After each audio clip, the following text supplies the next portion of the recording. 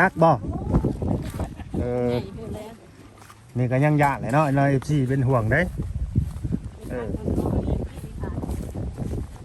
น้ำบ้านได้กินบ่อนี่ใหญ่เขาได้น้ำสั่งนะเป็นน้ำค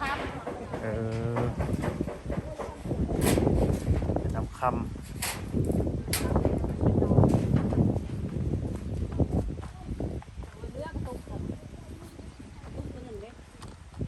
เห็นยังก่อน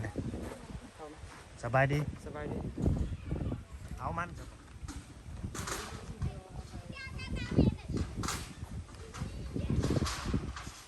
ต่อEP 1นะพี่น้องเด้อสบายดีสวัสดี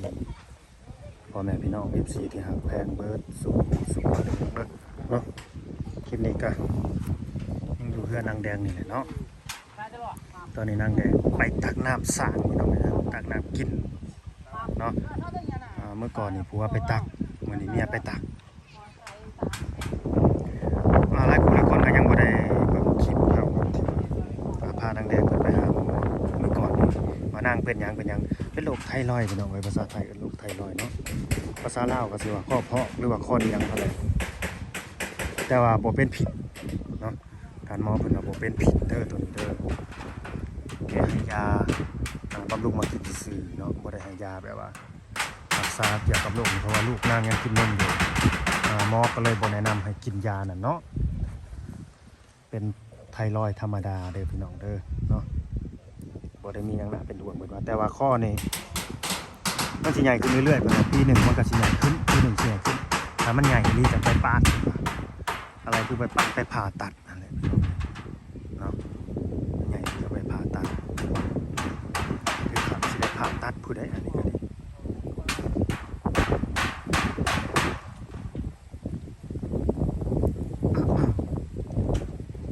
แต่ว่าไม่นี่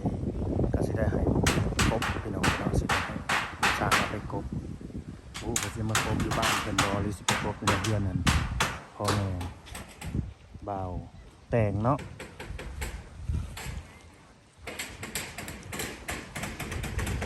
โอ้ผู้นี้คือหาบแอวอ่อนอยู่เนาะบัดน้องสาวหาบแอวแข็งเกเดนักอยู่บ่นักอยู่คือบ่เต็มหาบนักบ่นี่ก็ยังยากเลยเนาะเราFCเป็นห่วงเด้น้ำบ้านได้กินบ่อนี่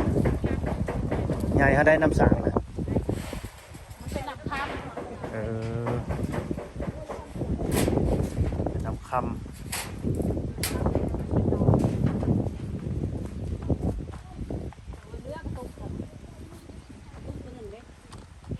เห็นยังก่อนสบายดีเอามันซะบ่มกมันยังอันนี้นะในกระสอบนี่เอาไปดังเจ้าของบ่อนี่ก่อนเลย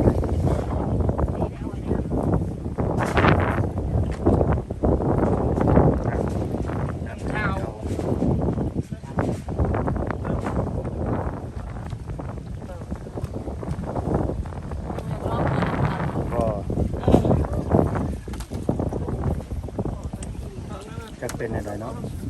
สะอาดจะมองเพื่อหันน้ำพระเจ้าก็ได้ขอใส่สะอาดจะมองเลยมี5 ขวดมาใส่นะ5 ขวดได้หน่อยมาใส่กินแล้วบ่ได้กินแต่เฮิงเลยน้ำสางไปนี่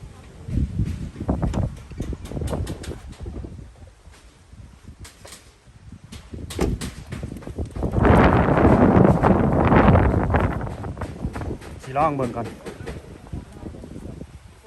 เป็นยังไงบ้างมาสีตาเกนไฟดอกสีลองเบิ่งก่อนพี่น้องเลย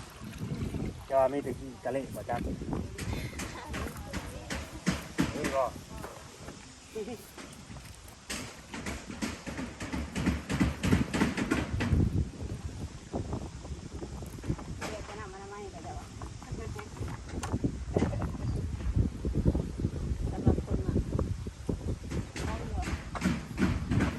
มันภาษาบ้านเจ้าว่าบ้านจัดเอิ้นว่าเม่นขี้ดิน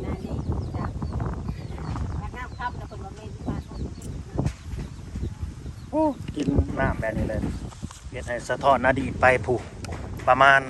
20ปีคืนหลัง20ปีคืนหลังเลยเฮ้ยเดี๋ยวนี้ก็30กว่าปีแล้วอยู่ไปไสบ้านนี่นั่นแหละผัวมาหิวในแม่น้ำนี่หิวน้ำน้ำเมียนี่ไอ้เมียยกนักเลยได้มดลูกเพิ่นเขาอู่ซ้ำนี่ ผูก ใช่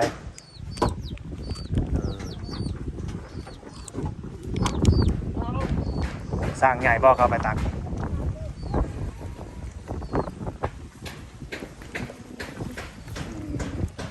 เขียดพี่น้อง มาไหวในนี้เลยทีจะน้อยมันก็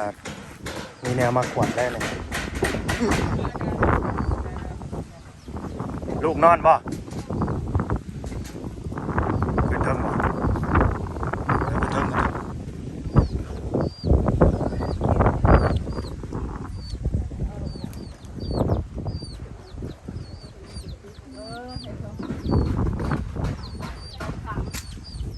ผูกยักมือบ้านนี้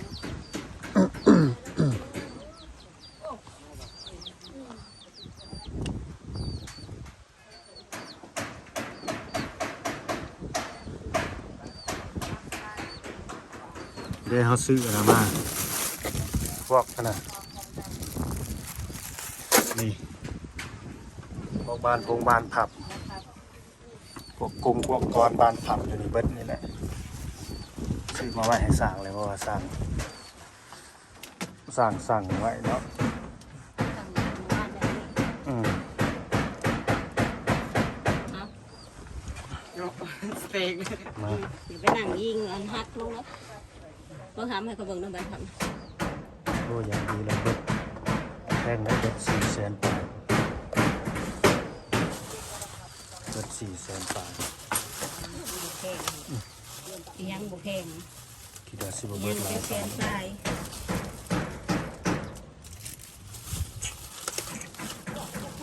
เออไปกินนะพวกเฮาเนี่ยนะเรือไปได้หลายนะ เอาไปทิ้งเบิด เจ้าให้เราไปกิน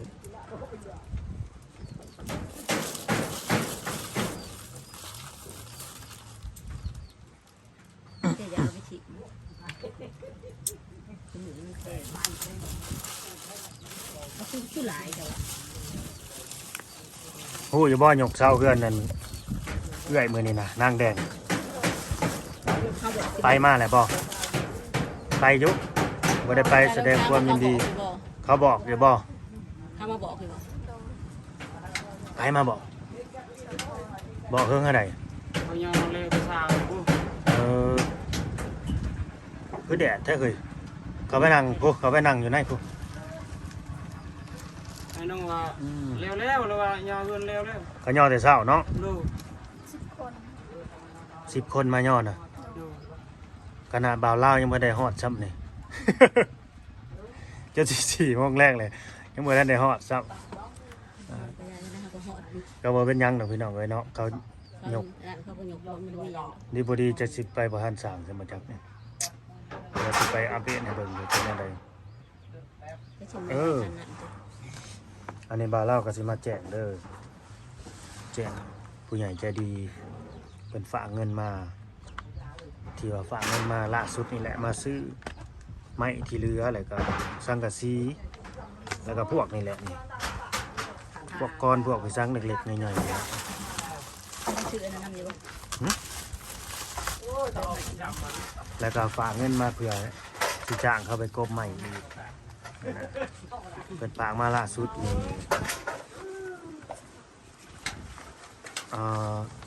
บ่ได้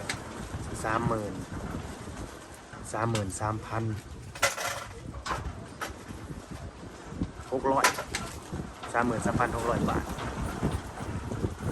แม่หักใจดีหั่นแหละเพิ่นเอ็นดูเจ้าอย่างลูกสาวคนหนึงเพิ่นว่าแต่เพิ่นเบิดงบเลยเด้อนางแดงบ่าวแต่งเพิ่นเบิดงบแล้วเพิ่นว่าที่แรกน่ะเพิ่นสิซอยเต็มที่คือบ่าวลาวเว้าในคลิปนั่นแหละ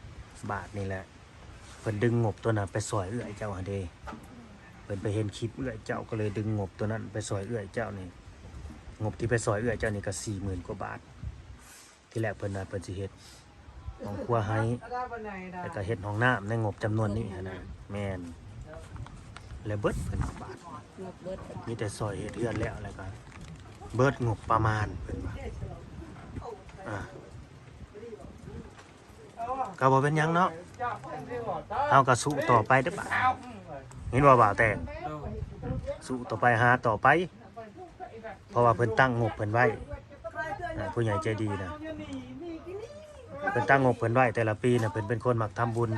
เพิ่นสิแบบว่าแบ่งปันสัดส่วนไว้นะพี่น้องเอ้ยเนาะอันนี้คือทำบุญอันนี้คือเก็บ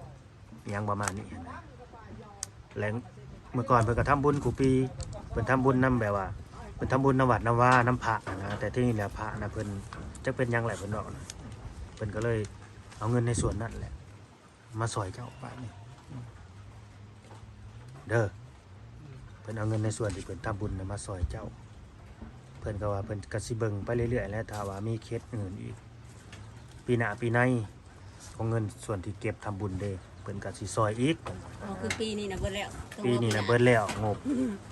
ต้องรอไปหนาเบิ่ง เอาเพิ่นแบบว่าเป็นคนรอบคอบคนรอบคอบเด้คันว่าทำบุญกับส่วนทำบุญบ่แม่นว่าสิเขาเรียกว่าบ่แม่นสิรวมเลยนะพี่น้องเอ้ยสมปุยนี่บ่คือทำบุญซ้ำนี่เบิดเนี่ยก็คือเบิดไปอย่างประมาณนี้สาเหตุที่เพิ่นซอยเอื้อยเจ้านี่คืออยากให้นางเนี่ยมีเฮือนอยู่เพราะว่าบ่อยากให้เอางัวควายมาขาเพิ่นว่านะก็เลยซอยให้มีเฮือนอยู่ตามจำนวนตามงบลังบ่ใหญ่บ่น้อยก็เบิด 40,000 ปลายนะพี่น้องเอ้ยรวมทั้งค่าสร้างอะไรเนาะ จากโมเมนต์จาก 44,000นี่มันก็หักออกหลายอย่างเนาะค่าทำนอกทำเนียมเขาก็800แหละ40,000กับ800อันน่ะ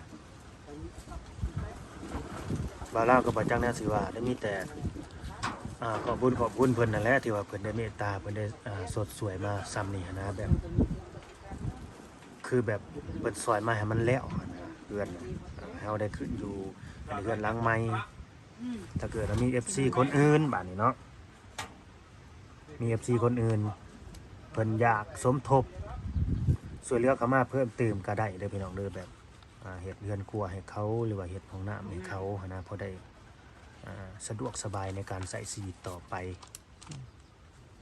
หรือสิห้องน้ำก็สิเข้าแบบเราเ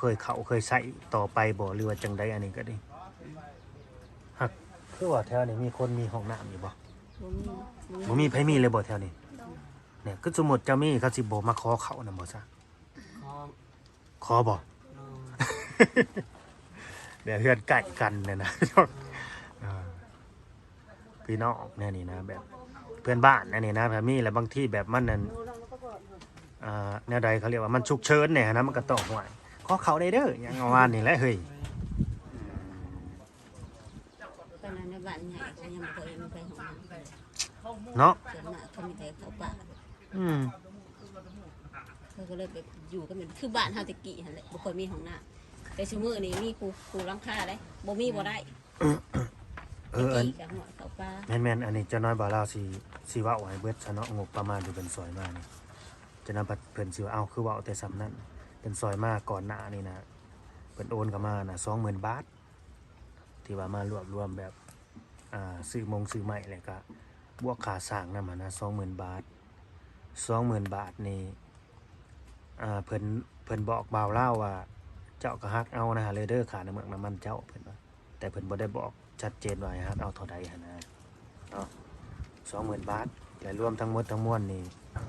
ที่เพิ่นซอยเจ้าเด้อเฉพาะเจ้าเด้อนางแดงรายรวมไปเลยนะ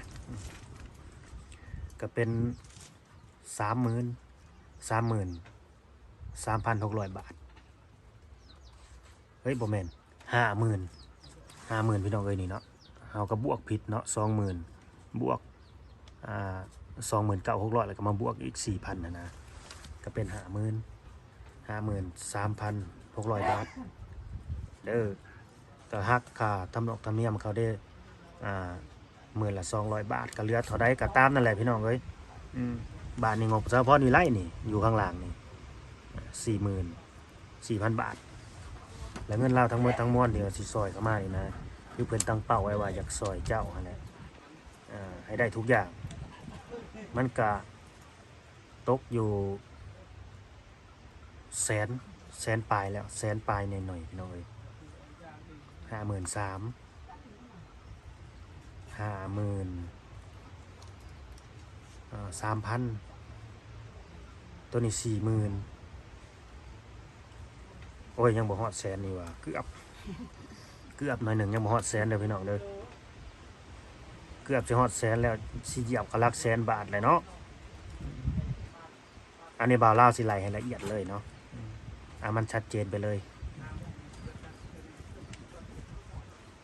97,600 บาททั้งเบิดทั้งมวลบาทนี่ก็หักค่าธรรมเนียมออกไปพี่น้องเลยมื้อละ200 บาทหักออกไปเท่าใดประมาณนั้นแหละเนาะให้ผู้รักผู้ใหญ่เพิ่นเข้าใจนำกันคือประสงค์หลักๆก็คือเพิ่นอยากซอยเจ้าคนเดียวแต่ว่ามาเห็นพรวิไลบ้านนี่ก็เลยดึงเงินส่วนนี้ออกไปซอยพรวิไลและงบประมาณกระเบิดบาทนี่หันได้งบประมาณกระเบิดก็แน่นอนก็ดีใจได้เพิ่นเข้ามาซอยนี่ก็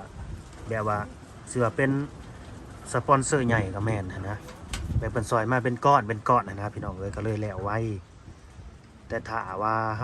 ฮารอแต่เงินแบบว่าสวยเรืออะไรก็สมทบจากคนอื่นมันก็เผื่อมันสิได้นะ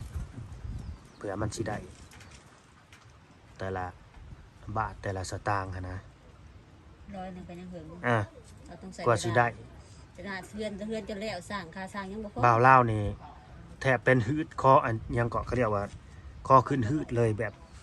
คอยบริจาคจากผู้หลักผู้ใหญ่นี่ว่าจนเมื่อยจังได้นะนางแดงเข้าใจบ่อันนี้คือเพิ่นซอยก็มาเป็นเกาะเลยนะมันก็เลยเฮาก็เลยบ่ได้เมื่อยเฮาได้พี่น้องเอ้ยบ่ได้รอดนนะแต่เฮือนนี่ก็คือสิบ่มีหยังแบบที่ว่าบ่พอเลยแหละบาดนี้เพราะว่าสร้างก็ไหลมาเผื่อเบิดแล้วค่าทรงค่าสร้างอีหยังก็มีพร้อมเบิดแล้วแถมสิให้พิเศษเขาอีกคันว่ามันแล้วก่อนปีใหม่นี่นะเพิ่นสิให้พิเศษอีกก็ FC แหละทั้งผู้เก่าผู้ใหม่ที่เคยช่วยเหลือเคยสมทบเคยบริจาคเข้ามาถ้าว่าเข้ามาเบิ่งมาชมแล้วเนาะอยากสมทบเฮ็ดห้องน้ำ เฮ็ดห้องน้ำหรือว่า ได้อยู่บ่เลย ต่อเงินคงเงินครัวให้เขานี่ก็สมทบเข้ามาได้พี่น้องเอ้ยประเภทเฮ็ดห้องน้ำนี่เฮาก็ยังบ่ฮู้เนาะว่ามันสิตกประมาณเท่าใดค่าสร้างก็สิเอาเท่าใดแล้วก็ค่าอุปกรณ์สิเบิดประมาณเท่าใดเฮาก็ยังบ่ฮู้อันนี้ก็บ่น่าสิเกิน 20,000 ดอกบ่น่าสิเกิน 20,000ได้ขนาดแต่ในเบิ่งสร้างนะใครห้องน้ำบ่20,000ว่าซั่นค่าสร้างโพด แต่ว่าสร้างกันให้เบิ่งสร้าง ในบ้านกลางนี่นางแดงให้เบิ่งแบบห้องน้ำซ้ำนี่ไปจังเท่าใดบ่20,000 3 เมตรคูณ 2 เมตร3 เมตรคูณ 2 เมตรซื่อๆยังเอิ้น 20,000แล้วว่ะที่มามื้อนั่นเด้ที่ทำมาเพิ่นเพื่อนจะว่าจะได้20,000ปลายนะแต่ก็บ่ยากคะแนนว่ามีแบบเฮาก็สิให้เล่าได้เห็นให้ทีมนี้แล้วก็คนขุดนี่ก็ บ่แตงสิเป็นบ่าวแตงขุดเองขุดได้ที่ห้องน้ำเฮาก็สิได้ขุดลงไปบ่ลึกดอกประมาณ2.50 เมตรจากหน้าดินลงไปนี่สิวางจักเท่า6คือแลข้างละ3มันจังนานเต็มมันก็ต้องขุด2อันนั่นมันจังนานเต็มขุด2อุ้ยขุดอันเดียวเลยเนาะขุดปองเดียวแล้วแต่กว้างปองเดียวใส่2 ท่อ2 ท่อใส่2เยี่ยมกันเลยว่างโถ2ก็ให้มีผู้รักผู้ใหญ่เป็นสุดเป็นสวยต่อไปเนาะห้องน้ำแต่ซุ่มเจ้าก็อย่าลืมเด้อให้เสมอต้นเสมอปลายก็ใจตีนางแดงเป็นในใดก็ให้เป็นในนั้นแต่สิ่งสำคัญคือบ่ให้ลืมคนที่มีพระคุณกับเฮามีบุญคุณกับเฮาคนที่มาสอยซุ่มเจ้าให้หลุดพ้นจากความลำบากความทุกข์ยากเงินบ่เบาแต่บ่ลืมแท้ๆตัวนี้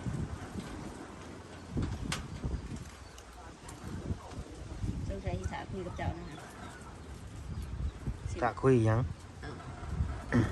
เนี่ยเรื่องตกเรื่องตกลงของใหม่จะคุยอีหยังสักอันนี้ก็ดีเพราะว่าลงมาได้หันเลยยาก เอามันก็ต้องมุงแล้วแต่ข้างเดียวแหล้ว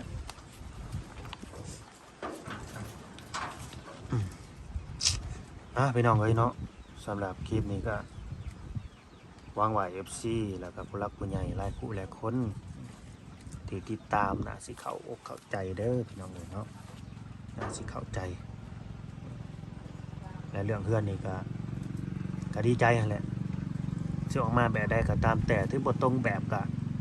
ก็สร้างมันพี่น้องเอ้ยซ้ำนี้ก็ถือว่า โอเค ดีสุดๆแล้วถือว่าเป็นบุญวาสนาของคุณเจ้าแล้วเนาะ เรื่องมันแน่นหนา มันเนี่ยนะอยู่กับมีความสุขปลอดภัยเนี่ยนี่บ่ต้องย่านฝนย่านลมย่านฟ้า ห้องก็ไม่ได้นั่น บ่ต้องย่าน ต้องลงมานั่งอีกแล้วนอนสบายเลย และเรื่องเงินในเฮือนพ่อกับแม่นะบ่าวแตงใส่ไฟน้ำไผไฟนะไฟฟ้านะ ไปผู้เดียว โอ้ใส่ผู้เดียวใส่ผู้เดียวแหละให้สร้างเขาเอาไม้ไปกบอยู่หันเด้อเห็นบอกเดี๋ยวสิจ่ายค่าไฟให้เราไปบอกโลดเพราะว่าบ่ต้องให้เขาแก่เมื่อพูดมันจังบ่ไกลหรือถามสร้างก่อนเนาะ ต้องถาม เอาที่สร้างสะดวกบอกคันเขาแก่เมื่อพูดก็บัตรสิคิดราคาเพิ่มอีกนะก็บัตรเสียก็ได้เงินเพิ่มไปอีกนะประมาณนี้ กระทั่งอะไรจะกดเดือนละสะดวกไปนี่ ไปนี่บ่สะดวกสบายบ่ แคบ ถามเบิ่งเนาะอาสิว่าได้อันนี้ก็ถามเบิ่งสร้างก่อนพี่น้องเอ้ยเพราะว่าเงินนั้นสิจ้างสร้างเฮาก็มีแล้ว แต่ว่ามันก็สิลดลงมาแล้วเพราะว่าแฟนเขาไปตีใส่เบิดแล้วนะเหลือแต่ไม้เส้นแล้วก็แป้นแอม เรือบลายไปไหน แป้นแอมก็สิประมาณฮอดบ่20โตฮะ แต่ถ้าตุ๊บอยู่นี่มันไก่กับที่ไหนสิไหวกันนะ อืม มันสิไหวก็แกมันกุ่นเผื่อไปเผื่อมา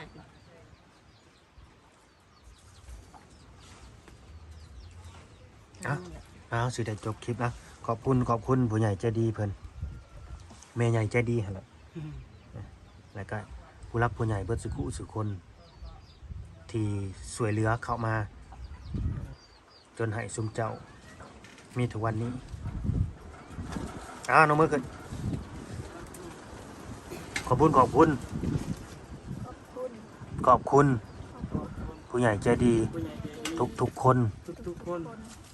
แม่หักน้ แม่หักน้ ำเอาไป ดีไม่แห้ง ำให้ดูดีมีแห้ง สุขภาพเพียงแข็ง ให้สุขภาพแข็งแรง ให้ลำให้รวย ให้ร่ำให้รวย สาธุ สาธุ มาลาบาเพื่อน เรา เอ่ ลาย ไร เราทุนเด็กเอ่ยไร ดีไม่แห้งให้สุข ดี ภาพ แห้ เพีย ง งแข็ง สุขภาพแข็งแรง ให้ลำให้รวยสาธุ สาธุขมวลปากเนาะตามนั่นเลยพี่น้องเลยเนาะฝากกดไลค์กดแชร์กดติดตามเลยพี่น้องเด้อเนาะสบายดี นี่เด้ออันนี้เด้อ เดินสบายดีพี่น้องเลยก็ไม่เอาเรา